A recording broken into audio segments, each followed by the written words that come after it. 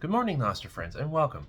I'm the Pentographer, and I'm here today to bring you a review of a wallet that I got from Mr. Leathermint. So this is the package it came in. I went ahead and I blurred out all of the private information because I don't want to dox anyone. That's not cool. So it came in this simple black box, which right off the hop, I enjoyed that. It was, it was nicely put on and everything. It was really good. I liked it. So when you open it, this is what I basically saw. Now, it had two of these in here. All right, so there were actually two wallets. I've already opened one because that is the wallet that I purchased for myself. But I wanted to leave one in the packaging so that you guys could see it.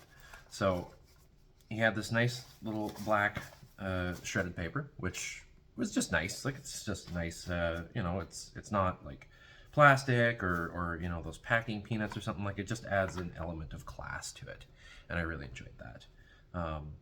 It came packaged, obviously, as I said, two of these. The original envelope I have over to my left, and then it came also with these little guys. So I'll get this out of the way. It came with 3 of these little wax seals, and I thought those were wonderful. Now, I helped him with these. I helped him coach, or I helped coach him on doing wax seals. I think he was inspired to the idea from myself, which I'm very thankful for. I thought that was really cool to see that spreading around. That's also why he did the wax seal on the label. This is the better of the 2 wax seals, I felt. They were both really well done. Actually, here's the original one. So that one, here, I'll show you. There, there we go, get a bit close up. So that's the other wax seal. It still looks amazing, but I felt that this one formed a little better. Sometimes they're finicky, right? Like, that's just the art of wax seals, especially when you're dealing with multiple layers. Like, you can see he's got the twine in here, and then he's got the envelope, and it's actually a very thick paper as well. It's a very thick cardstock.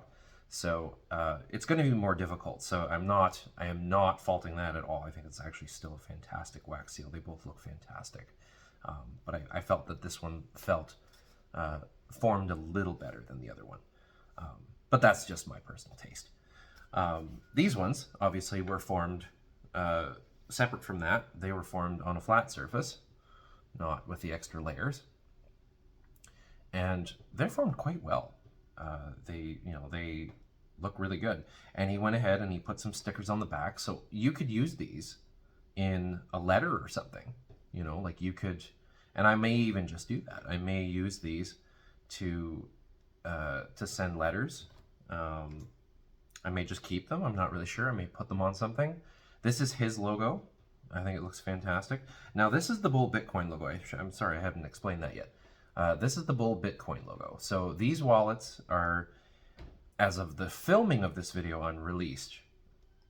But eventually, when this video is released, because I promised Leathermint that I would not release this video until after Bull Bitcoin had revealed them. But these wallets, as of the shooting, are unreleased. As of the viewing of this video, they'll be released. But that's the Bull Bitcoin logo. And then he did the Bitcoin logo, which I thought was very clever. Let's see if it'll focus on it. There it goes. I just thought that was funny. Really cool. I may actually have to get some custom stamps as well. He's gone ahead and gotten some custom wax seals, wax stamps. And so I really thought that was really cool. So I may have to go ahead and get some of those myself. So that's the package that came in. I love the presentation. The handcrafted feel is through the roof. Like, it's just wonderful. Like, you can tell he put a lot of thought into it, into how he was going to package it. And besides some fine tuning, because, like, you can see this edge is kind of rough. Besides that, like, what I would do, because I went to school and we were taught how to score paper like this, so that it folds nicer. And so what I would do if this were me would be, I would go through, figure out your dimensions, figure out where it's going to be folding, and then score it. And so what you do is you take like a hard edge ruler, so a metal ruler. You don't want a plastic one for this. You take a metal ruler and then you take another hard edge, a hard metal edge. So you can use another metal ruler, or you can use the back. I wouldn't use the sharp end of an X-Acto knife or like a box cutter, but you can use the back end, and you score it along the edge of the ruler where you want it to fold. So you'd maybe mark it with a light pencil so you can just barely see it, and then score it. Lightly erase the pencil markings after you're finished scoring in all the places that you want it to score. So I would probably, this edge is a little better, so I think he's doing fine here, but I think this edge could use a little work here. Just you know, fine tuning, nothing crazy. You know, it's already fantastic. It already looks really good, but just to fine tune a little bit. So score along those edges there, and then maybe score along any other edges that you think would be showing like this, and then erase the pencil marks with a white pencil eraser. You don't want to use a pink one or anything like that. You want to buy actual proper art supplies for this. So I would use a really light pencil. I wouldn't use a 2B. I would use something lighter than that, like an H. Their HB pencils are too, well, HB is a nice all-rounder, because you can get dark and you can get light with it. But what I would do is I would get H pencils. So B is dark, so B is a really dark graphite, and H is a lighter grade of graphite. So that's where HB comes in the middle. It's between those two. You don't want a B one, you would want an H. So I would say for dark paper like this, maybe a 2 or 3H, maybe up to 4, depending on how light you want it to go. You'll have to press a little harder maybe, but you'll get a lighter mark. It'll be easier to erase with no leftovers, right? And no damaging the paper either. Since he's using a darker paper, you'd want to go real light on everything, including the eraser. But you want a white eraser and like a light between 2 to 4H pencil, I would say, to mark that. Metal ruler and an X-Acto knife or a box cutter, and use the back edge of it to score along the paper really lightly to allow it to fold a little better. So that would be the only note I would make on the presentation to improve it. Other than that, it's already fantastic. I'm super impressed with this. I really love what he's done. So when you open it, it came encased in an additional layer of tissue paper. It was red to match with this. So the branding, he matched the branding to the packaging. Again, excellent. And when you open the tissue paper, you find this. So this wallet is fantastic. All right, so it's the shell cordovan on the outside, and it looks great. Like, there's a couple of nicks and stuff in it. I feel like that just adds a bit of character to it. And then obviously you've got the Bull Bitcoin logo down here, and that's stamped in. I think he's going to use that same process to actually brand his wallets going forward at some point. But I'll tell you, the finish work on these is just absolutely fantastic.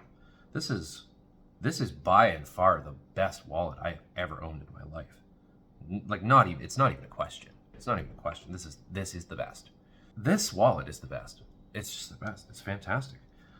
The stitching is very straight.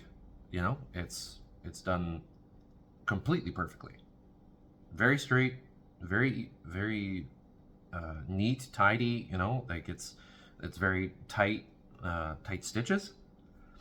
The outside looks amazing. You know, the lines are great. I like how it's finished. You know, he clearly starts somewhere over here. Or does he start here or finish here? I don't know much about leatherwork, so I don't know actually where he would start the stitching. But either way, it terminates very nicely up here at the top edges. I guess I should hold it upside down. The inside leather is just remarkable. It looks so good. Like, I love the red inside, the black on the outside, the red accent highlight along the center part. The Pueblo leather inside is just, it's got this really nice feel to it. I love how this bows out on the back so that it's not gonna like open weird, like it gives it some room to fold there. This wallet is remarkable, just remarkable. It's RFID shielded, so that's nice to know that that you're not going to get anything stolen out of it. It's great. This is great, like just beyond. I would, if I didn't think this wallet would last for 30 years, I would buy 6 more of any of his wallets. All of his wallets look fantastic. He's very clearly a very skilled craftsman. So, and he sent me these probably not with the intention of getting a review video done, but I feel like work like this needs to be shown off. And I've got a little bit of a platform here on Nostr, or wherever this video ends up being posted. I figure it'll probably end up on YouTube or Rumble, or maybe both. But even though I am the Pentographer, this has enough elements in it that I would consider it adjacent to that. Not simply for the packaging, but because handwriting is about craftsmanship. It's always been about craftsmanship. And so this is right along those lines. I cannot wait to open this second one. I don't think I'll be opening it. I think I'm going to be giving that to probably my brother. But because I think he wants a really good wallet. Now, he's not into Bitcoin or anything, but I think he would still appreciate the craftsmanship of the wallet. And this is the kind of wallet that's going to last you a long time. The shell cordovan just adds a beautiful finish to it. I imagine that will patina over time and get a really good feel to it. I actually also know how to maintain leather. I might do a little bit of specific research on maintaining shell cordovan, but I also know how to maintain leather to begin with because I have 3 pairs of leather boots that are hand welded. So in addition to the pen thing, I'm also a lover of fine boots. I just like nice things. I like things that are made well, and it just turns out that things that are made well also tend to just be nice and maybe even close to luxury, if not actual luxury items, which this is included in that. These wallets are definitely luxury wallets. I don't think you would find this quality. I feel like it's difficult to find this quality. You have to know what you're looking for. And the fact that I found something like that on Nostr is amazing. The fact that that Leathermint is there on Nostr is awesome. I'm so happy about that. I may actually just end up purchasing 2 or 3 more wallets from him. Maybe 2. I think there's about 2 on there that I really like as well, in addition to this one. So at some point, once I'm a bit more stable, I will probably be making another purchase from him. That's in addition to some of the pen rolls that I've purchased from another person on Nostr as well, Scott on Nostr. He's also very good. I love his pen rolls. So the craftsmanship is awesome. The presentation is awesome. And even the packaging, the outer shell it came in is awesome. With a few refinements that I mentioned earlier, you've got a high-end product here, and I love this.